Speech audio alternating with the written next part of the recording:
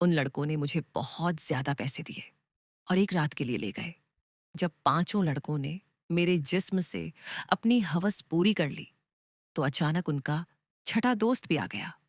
मगर वो जैसे ही कमरे में अंदर आया तो उसकी चीखें निकल गई, क्योंकि हालात इंसान को वह सब करने पर मजबूर कर देते हैं जिसके बारे में उसने कभी सोचा भी नहीं होता। या यूं कहें कि कभी कभी जरूरत से ज्यादा ख्वाहिशें इंसान को खत्म कर देती है। और मैं भी ना कभी पूरी होने वाली ख्वाहिशों के सफर पर निकल पड़ी थी।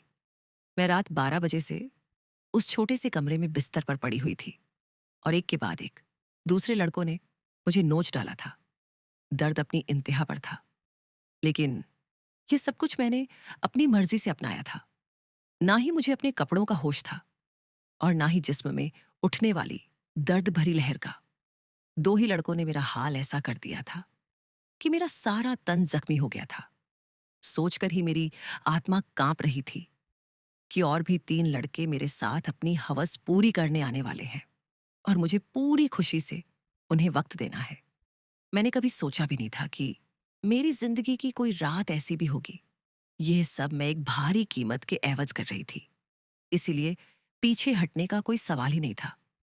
मेरी जिम्मेदारियां और मेरे घर वालों की ख्वाहिशें मुझे उस रास्ते पर ले आई थी जहां मैंने एक ही रात में पांच लड़कों के साथ रात गुजारने की हामी भर ली थी। आम हालात में तो किसी लड़की के लिए ऐसा सोचना भी मुमकिन नहीं, लेकिन मैं जिस जगह खड़ी थी वहां मुझे यह फैसला करने में ज्यादा वक्त नहीं लगा था। वह सब सेहतमंद और तंदुरुस्त नौजवान थे जिनकी ताकत के आगे मैं कुछ भी नहीं थी।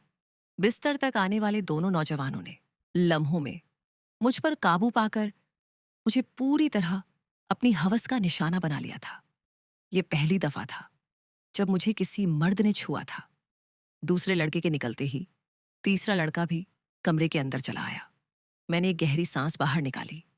मैं थोड़ा वक्त चाहती थी, लेकिन वह कहने लगा कि इतना वक्त नहीं है मेरे पास। बाहर उसके और भी दोस्त इंतजार में बैठे हैं। उसकी बात सुनकर मेरी आंखों से आंसू बह निकले। वह फौरन ही मेरे पास चला आया और मेरे आंसुओं को नजरअंदाज करता अपनी सिद्धतें मुझ पर बिखेरने लगा। मेरे तन में बर्दाश्त की शक्ति खत्म हो रही थी। मैं बार बार उसे खुद से दूर करने की कोशिश करती, लेकिन वह उतना ही मुझ पर हावी होने लगा। ऐसा लग रहा था जैसे उसे इस खेल में मजा आ रहा हो।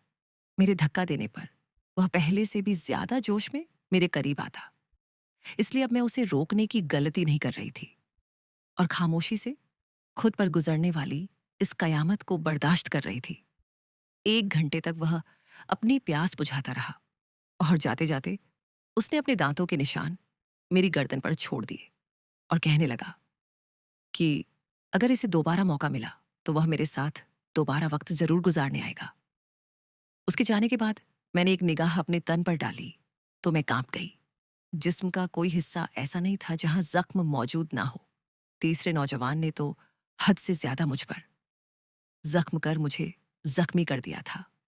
जगह जगह उसके दांतों के निशान पड़ दिया चुके हैं और फिर बचे उसके दांतों के निशान पड़ चुके हैं। और फिर बचे उन दो लड़कों ने भी एक एक घंटा मुझे इसी तरह अपनी हवस का निशाना बनाए रखा। उन लोगों को मुझ पर जरा भी रहम नहीं आया था, और आता भी क्यों। उन्होंने एक बड़ी रकम के बदले मेरी एक रात खरीदी थी। वह तो अपना अपना हिस्सा वसूल कर रहे थे और ये एक रात मेरी जिंदगी की काली घनी रात बन गई थी। मेरा हाल ऐसा था कि मुझे कुछ होश ही नहीं रहा था। मैं खुद से करवट बदलने के काबिल भी नहीं रही थी। आहिस्ता आहिस्ता तकलीफ से मेरी आंखें बंद होने लगी थीं और तभी ही उन लड़कों ने मुझे बताया कि उनका एक छठा दोस्त भी आ गया है। मुझ में इतनी हिम्मत भी बाकी नहीं बची थी कि मैं उन्हें इनकार कर पाती या इस बात का विरोध कर सकती। जैसे ही छठा लड़का कमरे में दाखिल हुआ और मेरे बिस्तर के करीब आनू मुँह देखकर उसकी चीखें के करीब आया, तो मुझे देखकर उसकी चीखें निकल गई। उसकी चीखें क्यों निकली, वजह जानकर आपके भी रोंगटे खड़े हो जाएंगे। मेरा नाम मधु है और मेरी उम्र सिर्फ 22 साल थी। मैंने ग्रेजुएशन कर रखी थी, लेकिन आज के दौर में ग्रेजुएशन कुछ भी नहीं होती। लोग बीईडी करके भी डिग्रियां हाथों में लिए सड़कों की धूल समेट रहे होते हैं। इस बात का सही तरीके से अंदाज मुझे उस वक्त हुआ जब मैं नौकरी की तलाश के लिए निकली। हर कंपनी के आगे नौजवानों की एक बड़ी सी लाइन लगी होती है जो अपनी बारी के इंतजार में थे। ऐसे में मुझ जैसी लड़की को नौकरी कहाँ मिल सकती थी, जिसके पास ना ही तजुर्बा था और ना ही कोई बड़ी डिग्री। मगर नौकरी ढूंढना मेरी सबसे बड़ी जरूरत बन चुकी था, क्योंकि बाबा के स्वर्गवास ने हमारी कमर तोड़ दी थी। बाबा घर में एक अकेले ही कमाने वाले थे और हम 3 बहनें बिन ब्याही घर में मौजूद थीं। मेरी बड़ी बहन पढ़ी लिखी नहीं थी, इसीलिए कमाने की जिम्मेदारी उसकी बजाय मेरे कंधों पर आ गई थी। मैं घर से बाहर निकली तो मेरे होश ठिकाने आ गए। मैं तो बाहर की दुनिया को बहुत आसान समझ रही थी, लेकिन अब मुझे समझ आया था कि बाबा कितने जतन करके नौकरी कहाँ मिल सकती थी, जिसके पास ना ही तजुर्बा था और ना ही कोई बड़ी डिग्री। मगर नौकरी ढूंढना मेरी सबसे बड़ी जरूरत बन चुकी था, क्योंकि बाबा के स्वर्गवास ने हमारी कमर तोड़ दी थी। बाबा घर में एक अकेले ही कमाने वाले थे और हम 3 बहनें बिन ब्याही घर में मौजूद थी। मेरी बड़ी बहन पढ़ी लिखी नहीं थी, इसीलिए कमाने की जिम्मेदारी उसकी बजाय मेरे कंधों पर आ गई थी। मैं घर से बाहर निकली तो मेरे होश ठिकाने आ गए। मैं तो बाहर की दुनिया को बहुत आसान समझ रही थी, लेकिन अब मुझे समझ आया था कि बाबा कितने जतन करके हमारे लिए रोटी कमाते थे। मैं हमेशा ही बाबा से इस बात पर नाराज रहती थी कि वह हमारी ख्वाहिशें पूरी नहीं करते। मेरी नाराजगी पर बाबा का चेहरा हमेशा उतर जाता। वो बड़ी मोहब्बत से मुझे पुकार कर कहते, मधु बेटी तू फिक्र ना कर, एक दिन तेरे भाग्य भी जाग उठेंगे। लेकिन मुझे वो दिन अपनी किस्मत में आता नजर ही नहीं आता था। और फिर बाबा नींद में ही ईश्वर को प्यारे हो गए। और जब हम पर सुबह यह बात खुली कि बाबा हमारे बीच नहीं रहे हैं, तब हमें इस बात का एहसास हुआ कि बाबा हमारे लिए कितने अहम थे। जब तक वह हमारे सरों पर मौजूद थे, कम से कम दुनिया की बुरी नजरों और रोटी जैसी बुनियादी जरूरत से तो हम वंचित नहीं थे। बाबा के निधन के कुछ दिन बाद तक तो आस पड़ोस वालों और खानदान वालों ने हमारी मदद की, लेकिन आहिस्ता आहिस्ता सभी अपनी जिंदगियों में बिजी हो गए। आज के दौर में कौन किसी का पेट पाल सकता है। मजबूरन मुझे ही नौकरी की तलाश के लिए घर से निकलना पड़ा और मुझे समझ आ गया कि औरतों के लिए बाहर की दुनिया किस कदर मुश्किल है। किसी भी कंपनी में मुझे नौकरी नहीं मिली थी। हर कंपनी के बाहर हजार हजार नौजवान पहले ही खड़े होते। मैंने स्कूलों का रुख किया तो यह देखकर मेरी हालत खराब हो गई कि आधे दिन से भी ज्यादा काम करने के बदले सिर्फ आर्शिक 1000 मिल रहे थे, जिसमें घर के बिल ही चूकते हो पाते। इसमें भी हर स्कूल वाले मुझसे मेरा तजुर्बा पूछते और मेरा मुंह खाली रह जाता। बहुत तलाश करने के बावजूद भी कोई नौकरी ना मिली तो मेरी एक दोस्त के भाई के जरिए से मुझे एक पिज्जा हाउस में वेटर की नौकरी मिल गई। यह शहर के एक भीड़-भाड़ इलाके में बना हुआ पिज्जा हाउस था, जहां हर वक्त ही मर्दों की बहुत ही ज्यादा भीड़ रहती थी। काले रंग का फिटिंगदार पेट कोट मेरे हवाले कर दिया गया, जिस पर पिज्जा हाउस का नाम लिखा था, और मुझे अगले दिन से ही नौकरी पर बुला लिया गया। उस नौकरी के बड़े अजीब अजीब से काम थे जो मुझे पूरे करने थे। उन्हें एक मॉडर्न सी लड़की वेटर के नाम पर चाहिए थी, जिसके छोटे छोटे से बाल कंधों पर फैले हुए हों और वह बहुत सारा मेकअप करके डाइनिंग हॉल में खड़ी हो। मैं यूनिफॉर्म अपने बैग में डालकर वापस घर लौट आई थी। मैं अभी तक फैसला नहीं कर पाई थी कि मुझे यह नौकरी करनी है या नहीं, क्योंकि यह मेरे लिए एक बहुत ही मुश्किल काम था।